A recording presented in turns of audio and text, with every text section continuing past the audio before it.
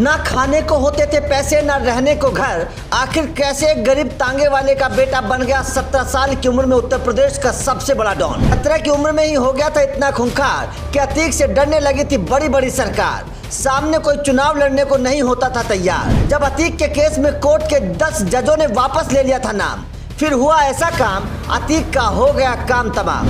अतीक के सबसे पहले जुर्म की कहानी, जब अतीक ने इलाहाबाद में बनाई अपनी पहचान, खत्म कर दिया था इस डॉन का नामो निशान। साल 1989 की बात है। आज का प्रयागराज उस वक्त इलाहाबाद हुआ करता था। इलाहाबाद के चकिया का रहने वाला एक लड़का 10वीं क्लास में फेल हो गया। पिता फिरोज अहमद तांगा चलाकर परिवार चलाते थे, इसलिए उन्हें फिरोज तांगे वाला कहा जाता था। ये वो दौर था जब इलाहाबाद में चांद बाबा का सिक्का चलता था।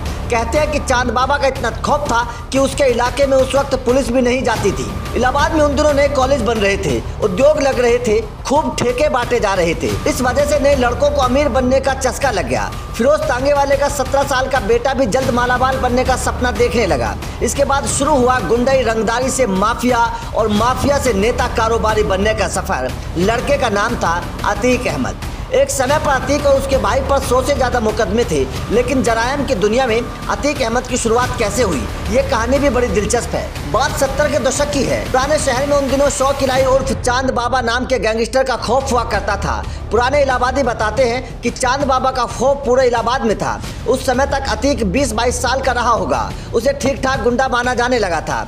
चांद बाबा के खौफ के खात्मे को खत्म करने के लिए पुलिस और नेताओं ने उसे शह देना शुरू कर दिया। कहा जाता है कि पुलिस के सहयोग से अतीक ताकतवर होता चला गया। जैसे जैसे अतीक और उसके लड़कों का नेटवर्क बढ़ा, पुलिस के लिए नासूर बनने लगा। अतीक को इस बात की भनक लग गई थी। उसने एक पुराने मामले में जमानत तोड़वा कर सरेंडर कर दिया। जेल जाते ही पुलिस उस पर टूट पड़ी। उसके खिलाफ रासुका लगा दी गई। लोगों में मैसेज ये गया कि अतीक बर्बाद हो गया। लोगों में सहानुभूति पैदा हो गई। 1 साल बाद अतीक जेल से बाहर आया। जेल से बाहर आते ही उसने इस सहानुभूति का फायदा उठाया। उसे समझ आ गया था कि अब बचने के लिए सियासत ही काम आ सकती है। हुआ भी ऐसा ही। 1989 में यूपी में विधानसभा चुनाव हुए। इलाहाबाद पश्चिम सीट से अतीक ने निर्दलीय पर्चा भर दिया। सामने था चांद बाबा। चांद बाबा और अतीक में एक बार फिर गैंग वॉर शुरू हो गया। अपराध जगत में अतीक का बढ़ता दबदबा चांद बाबा को अखर रहा था। यही कारण था कि चांद बाबा ने सीधी चुनौती दी। चुनाव में चांद बाबा हार गया। जनता ने अतीक अहमद को विधायक चुन लिया। अतीक की इस पहली जीत के कुछ ही महीनों बाद बीच चौराहे भरे बाजार इलाहाबाद के सबसे बड़े डॉन चांद बाबा की हत्या कर दी जाती है। धीरे धीरे करके चांद बाबा का पूरा गैंग खत्म कर दिया जाता है। हत्या में अतीक पर कोई केस तो दर्ज नहीं हुआ, लेकिन हत्या का आरोप अतीक अहमद पर लगा। चांद बाबा की हत्या के बाद अतीक का खौफ इस कदर फैला कि लोग इलाहाबाद पश्चिम सीट से टिकट लेने से खुद मना कर देते थे। यही कारण था कि निर्दलीय रहकर अतीक अहमद ने 1991 से 1993 के चुनाव जीते। फिर सपा से नजदीकी बढ़ी तो 1996 में सपा से टिकट मिल गया। चुनाव लड़ा और चौथी बार विधायक बन गया। 1999 में अपना दल का हाथ थामा।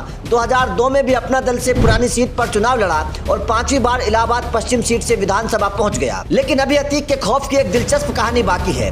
राजनीति के साथ साथ अतीक का जुर्म की दुनिया में भी कद बढ़ता जा रहा था और इस वक्त के राजनीति के लोग उसको बचा रहे थे। अतीक के ऊपर 1989 में चांद बाबा की हत्या, 2002 में नस्सन की हत्या, 2004 में मुरली मनोहर जोशी के करीबी बीजेपी नेता अशरफ की हत्या, 2005 में राज्यपाल की हत्या का आरोप लगा। इन सभी मामलों में अतीक का राजनीतिक करियर खतरे में पड़ने लगा था। 2012 में यूपी विधानसभा चुनाव के वक्त अतीक अहमद जेल में था। साल 2012 में उसने चुनाव लड़ने के लिए इलाहाबाद कोर्ट में जमानत के लिए अर्जी दी, लेकिन कानून के मंदिर में भी अतीक का इतना खौफ था कि अतीक के केस की सुनवाई करने वाले 10 जजों ने खुद का नाम वापस ले लिया।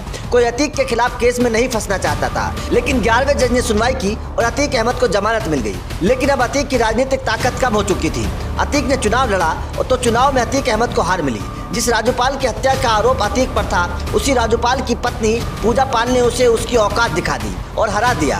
2014 के लोकसभा चुनाव में भी उसने समाजवादी पार्टी के टिकट पर श्रावस्ती सीट से चुनाव लड़ा, लेकिन बीजेपी के दद्दन मिश्रा से हार गया। इसके बाद 2019 के आम चुनाव में जेल से ही वाराणसी सीट पर मोदी के खिलाफ चुनाव लड़ा। इस चुनाव में भी अतीक को जमानत जब्त हो गई। कुल मिलाकर अतीक का राजनीतिक करियर अब खत्म माना जा रहा था। लेकिन जब से यूपी में योगी सरकार आई है, अतीक अपनी जान की भीख मांग रहा है। जिस अतीक का एक वक्त में इलाहाबाद की राजनीति में एक छत्र राज चलता था, पहले कई चुनाव वो हार चुका है। कहते हैं कि सूरज उगता है तो एक वक्त में डूबता जरूर है। अतीक भी उस डूबते सूरज की तरह है। आपका अतीक के जीवन को लेकर क्या कहना है और क्या आपको लगता है कि अतीक का इतना बढ़ता कद राजनीतिक देन है? कमेंट करके जरूर बताएं।